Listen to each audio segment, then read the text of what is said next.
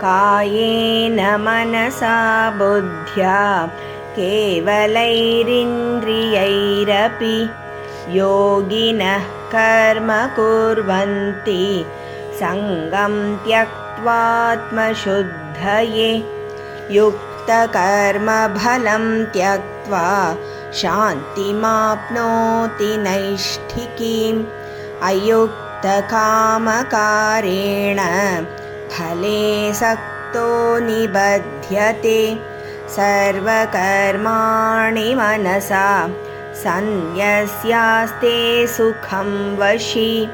नवद्वारे पुरे देहि नैव कुर्वन्न कारयन्। न कर्तृत्वं न कर्माणि लोकस्य सृजति प्रभुः। न कर्मफलसंयोगं स्वभावस्तु प्रवर्तते।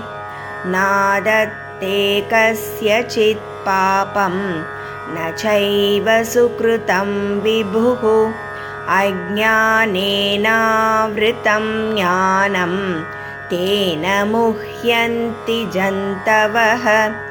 ज्ञानेन तु तदज्ञानं येषां नाशितमात्मनः। तेषामादित्यवज्ञानं प्रकाशयति तत्परं। तद्बुद्धयस्तदात्मानः तन्निष्ठास्तत्परायणाः गच्छन्त्यपुनरावृत्तिं ज्ञाननिर्धूतकल्मषाः। विद्याविनयसम्पन्ने ब्राह्मणे गविहस्तिनि शुनिश्चैव श्वपाके च पण्डिताः समदर्शिनः। इहैव तैर्जितः सर्गो येषां साम्ये स्थितं मनः। निर्दोषं हि समं ब्रह्म तस्माद् ब्रह्मणि ते स्थिताः।